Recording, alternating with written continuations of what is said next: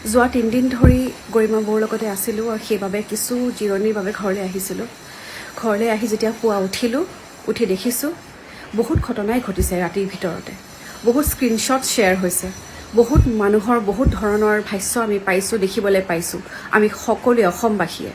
এতিয়া কথাটো হ'ল জুবিন গাৰ্গৰ মৃত্যুৰ তদন্ত আমাক লাগিব, উচিত শাস্তি পাব লাগিব দোষীয়ে।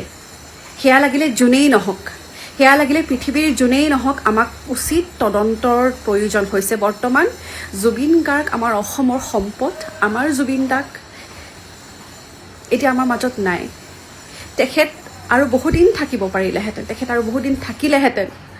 আমাৰ আঁতধৰোতা, আমাৰ জীৱনস্বৰূপ জুবিন দাৰ মৃত্যুৰ তদন্ত আমি বিচাৰিছোঁ। মই দীপলিনা ডেকা, মই কোনো গায়িকা নহয়, মই কোনো একো নহয়, মই সাধাৰণ অসমীয়া হিচাপে নতুন প্ৰজন্মৰ এগৰাকী প্ৰতিনিধি হিচাপে আমি উচিত তদন্তৰ আমি দাবী জনাইছোঁ চৰকাৰক।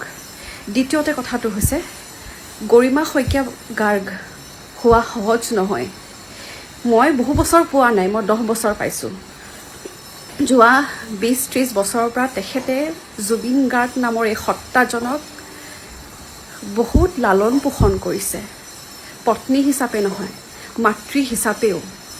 এগৰাকী মাতৃয়ে শিশু এটিক যেনেকৈ লালন পোষণ কৰে, যেনেকৈ মৰম কৰে, যেনেকৈ যত্ন লয়, শৰীৰটোত এটা দাগো আহিব নিদিয়ে, এটা একচিকুট কিবা পৰিবও নিদিয়ে, তেনেকুৱা হৈছে আমাৰ গৰিমা বৌ। গতিকে গৰিমা শইকীয়া গাৰ্গ হোৱা সহজ নহয়, আমি কল্পনাও কৰিব নোৱাৰোঁ। গতিকে মৃত্যুৰ পাছত জুবিনদাৰ প্ৰিয় নাৰী গৰিমা শইকীয়া গাৰ্গক এনেকৈ কোৱা বন্ধ কৰক। এয়া অতি বেদনাদায়ক। তেখেতক আমাৰ ছাপৰ্টৰ দৰকাৰ, এনেকুৱা নকৰিব। আৰু তৃতীয়তে কথাটো হৈছে মই উঠি দেখিছোঁ, কালি দেখিছোঁ গুৱাহাটী ইউনিভাৰ্চিটিৰ এগৰাকী ছাত্ৰী শিৱাংগী ভট্টাচাৰ্যী, খুব সম্ভৱ মই ভুলো হ'ব পাৰোঁ, তেখেতে কিছু কথা কৈছে জুবিন গাৰ্গৰ বিষয়ে। জুবিন দাৰ কথা বহুত কৈছে, বহুত এবিউজ কৰিছে।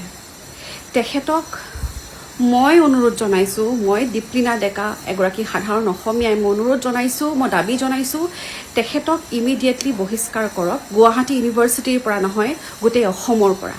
আমি তেওঁৰ পৰা কাৰোৰে পৰা জুবিন গাৰ্গৰ বিষয়ে তেনে কোনো শব্দ নুশুনো।